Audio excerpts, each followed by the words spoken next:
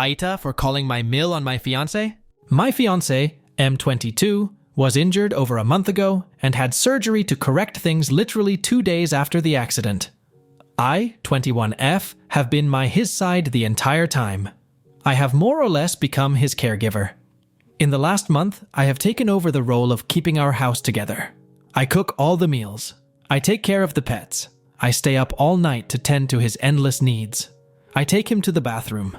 I have been working remote. I haven't left the house for more than an hour since the accident, aside from taking him to and from appointments. I am not saying this to complain. I am grateful that my life allows for me to support him the way I have. My problem is his attitude. He was given very strong painkillers for the first 2 weeks after surgery. He had to extend his time on them and recently stopped taking them in the last week. When he was taking them, he thanked me, told me how much he loved me, apologized at every step, though he didn't need to. Without the meds, he doesn't seem to see that I am helping him. Every dish I bring him is the wrong one. He will yell for me, and when I come, he will tell me to fuck off. If he's in pain, he expects me to fix it. I am exhausted. I can't do anything right and it is wearing on me. I haven't slept in weeks. I haven't seen a friend or family member in way too long. I can't even be on the phone for more than 10 minutes without it being an issue. After days of what turned into verbal abuse, I called my Mel. I told her everything as soon as I saw he was asleep. I cried for about 15 minutes. I felt terrible unloading on her like that, but I had so much built-up frustration, I just couldn't stop. She was very supportive on the phone, let me know I wasn't wrong to feel like that, and let me cry. After hearing everything, she was furious and ended our call to talk to her son. She tore him a new asshole. I heard him trying to defend himself through the door, but it was mostly just stammering.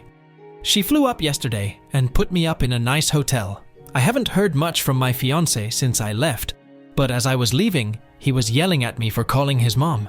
He said he didn't want to marry someone who couldn't be there for him in sickness. I told him I loved him, and I was sorry. I am just so tired. He didn't care and just told me to go, and his mom could do a better job for him than I ever could. So now I'm in my way to nice hotel room, feeling like a major AH. I need to know if I am wrong here. Edit.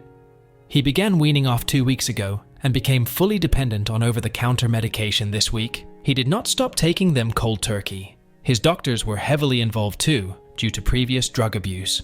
Edit 2, the next day. Emile is taking him back to their hometown once they can get flights together. I'll stay in this hotel until then. Fiancé doesn't want to talk yet, and TBH, I don't blame him. He knows what's coming and that I am pissed. I'll go visit him in a week, so I have until then to decide how I want to move forward. My mother called last night about a venue she found in my hometown, and I told her what's going on. She doesn't want to spend a bunch of money on a pending divorce, so we are stepping back from planning. Not much more to add. I'm excited to see my pets and be able to sleep in my own bed. I'm going to try to make my sister fly to my state so I can have some company. That's pretty much it. I'm in serious awe about how I let my life get like this, but oh well, today will be better. Update 1. I went home 2 days after posting. Things were sad. My mill had cleaned, but the energy in the house was a bummer. The first thing he said to me when I got back was, "I'm glad you're back. Can you make me a snack?" There was no apology, no accountability, just a task. He only talked to me when he needed something. His attitude was worsening. My mill took the rest of. He prescribed opiates, so I knew he wasn't using. The weekend following the Emile debacle, my wonderful fiancé told me he had friends coming to stay for the weekend. 2-hour heads up. Didn't ask. I sighed and made up the guest room. His friend and friend's girlfriend came to stay.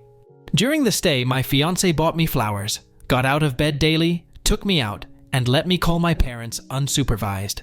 The day they left, he was back to bed with a shitty attitude. I wish I could say I am in my own apartment, with my pets, and a bottle of rosé that's just for me. Or with my girlfriends that I haven't seen in months. Unfortunately, I'm writing this on the couch, while I listen to the music that are his endless demands. However, I do have a light at the end of the tunnel. I'm scared to leave him in person, but he's leaving the country for a month in April. My sister lives abroad, and I'm working on getting to her during that month. It's a process, especially with pets. I look forward to getting there. My mother hasn't spoken to me since I told her I was returning the ring because that's not we do, we clean our messes. But I have my father's unwavering support. I'll miss my MIL, but I deserve that kindness and understanding from my partner, not his mother.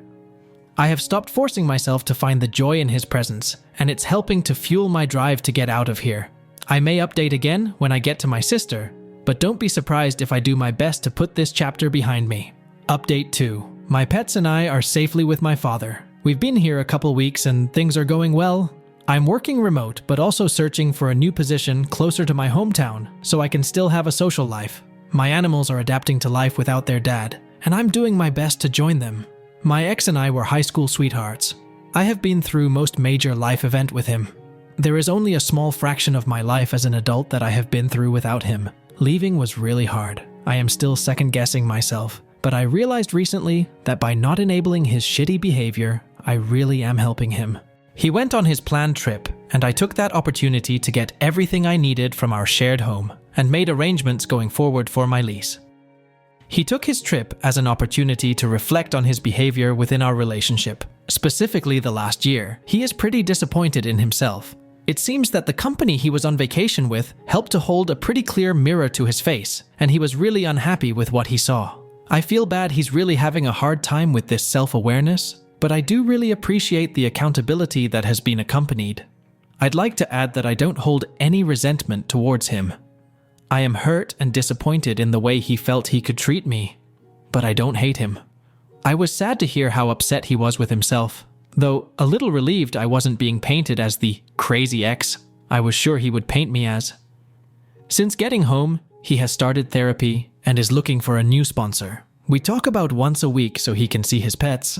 I also do not mind the positive updates. When we talk, it's respectful. There is still a lot of love, but I've set boundaries that keep him from hounding me about our relationship. I have also started a new therapy. This is my first serious breakup, and the aftershock is real. It's hard to lose your best friend, future husband, and father of your fur babies in one go. I am confident, however, that this is essential to both of our growth. I'm happy that we can have a respectful, albeit small, relationship. Who knows what the future holds, but for now I'm doing my best to be content with this new independence, and grateful my life can go through roadblocks and I can get through easily, thanks to my amazing support system. I still haven't spoken with my mother. That will be much later, and I will be requiring a serious apology. I love my mom, but I'm not going to stand for her demanding I make really unhealthy choices to appease her, and so she doesn't have to be embarrassed by my broken home. I mean, come on, man, I'm 21. My broken little tyke's home, let's be real. I am young and smart and pretty, and I have a really good kind life in my future. Thank you for helping me not settle for comfortable. I hope I never have to update again, and I hope you are all having a really good Friday. Update 3. We had a final hookup the last time I saw him. I am now pregnant. This was my biggest fear while with him, having a child and being solely responsible for them. I am now in that exact position. I told my ex a couple days after I found out. I assured him that this changes nothing about our relationship, but as he is the father, he has the right to be involved in the conversation. He declared he is moving to my hometown, and he will be the best goddamn father you've ever seen. I have my doubts. I am full of anxiety. I've barely learned how to treat myself correctly. I want my kid to be so beyond loved. I want my child to have everything in the world, and more. I don't know how to do that on my own. I am encouraged to see my ex making big boy steps to be a part of our kid's life. But I'm also cautious he's doing all this to get back in my good graces. I can't be a mom to my ex and my future child. I can't fall back into the same dynamic that made me leave. I am doing what I can to stay strong and hold my ground. But then he sends flowers, or a massage certificate, or a bump box. Every gift, every check-in text, and every mention of our baby gets me closer to going back to him. I don't really know why I'm posting this. I guess it's cathartic to get this all down and out in my own words. It's hard to write your own narrative in your words in a small, gossipy hometown. It's hard to be pregnant and single. But the hardest thing is telling your father that you're expecting no matter how old you are. I know we will be okay. I am already trying everything in my power to be a good mom already. I am trying to be respectful to everyone I can regarding this situation, but damn, it's tough. Anyway, that's my ramble. I doubt anyone reads these anymore, lol, but I'm glad I said it. Update 4. My mom and I have always had a rocky relationship. I went to live with my dad as soon as I could decide and kept my contact minimal. After high school, I moved away for college and for a good job with my ex. My mom followed me to my new city, and we tried to rebuild our relationship. Unfortunately, I got scared of the choices I made when I was with her, so I went back to low contact and she moved back to my hometown. Unfortunately, recently my life turned upside down. Long story short, my boyfriend and I broke up. I moved home with my dad and got a new, better job. Then I found out I was pregnant. My dad has a full house and I made the decision to move to my mother's guest house for my pregnancy so I can save more money for Bebe and move out once they are around 2 months old. The timeline works for my finances, and I figured, since I'm just on her property, not main house, it might be easy to keep a low profile. How naive. After work daily, she comes over to check on me. She hasn't failed to offer me an alcoholic beverage. Not once since I moved in. She chain smokes right outside my bedroom daily, and she stays late. I know it's her home. I know that she's very kind to have me here, but I'm growing a person right now. I am preparing myself for motherhood, single motherhood. I work long demanding hours. I am stressed and isolated. I would love a fucking drink, but I'm pregnant. I can't drink. The time I brought it up, I was screamed at and she asked me to leave in the morning. It was really upsetting and stressful. I feel like she comes here to bait me into picking a fight so she can pull every power play to make me feel small. So anyway, Mom, I love you, but fuck man. I am trying to give our entire family a healthy new friend. I am trying to reestablish myself as an adult in the town that I was a child in. I am trying to do better for myself and my baby. Please respect that for me. Please respect that enough for your grandchild. I love you. Please try to love me. Update 5. It's been a while. My life has flipped me in every direction, but I am finally in a place where I am happy and confident enough in my situation and decisions to loop my internet friends in. I started a new job several months ago. It was up my alley and amazing pay. I was living with my mother in order to save up during my pregnancy, but once I started my job, I immediately moved out. Besides the pay and the career boost, I have found very meaningful relationships within the company. I met a group of co-workers on my first day that I was immediately attracted to. They are adventurous and kind, outgoing people. I started building my relationships with them, and eventually they became some of the closest people to me. They have been supportive of all my struggles from this year, and I would not have been able to get through my miscarriage without all the love they had to give me. I miscarried in my second trimester. It was hell. I have never been more upset with my body. I felt I had failed my child. There was nothing I could do to take that pain away. It still breaks my heart on a daily basis, but I have been getting through it and a little stronger every day. My ex lost his mind when he found out. He said I took his family from him, and he would never forgive me. He threatened to sue for emotional distress I had caused him. It was unbelievable.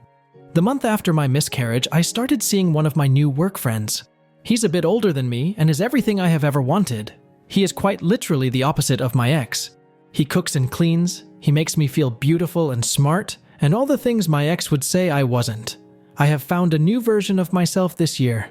I have made good friends who support me every day. I have found things I love to do and have been able to restart hobbies I gave up in favor of my ex. I found a person who makes me want to do better every day.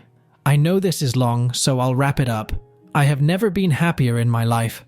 I know it's dumb to say, but I genuinely thank Reddit for this. It was hard to read some comments, but it gave the strength and understanding I needed to stop settling for someone who didn't care about me.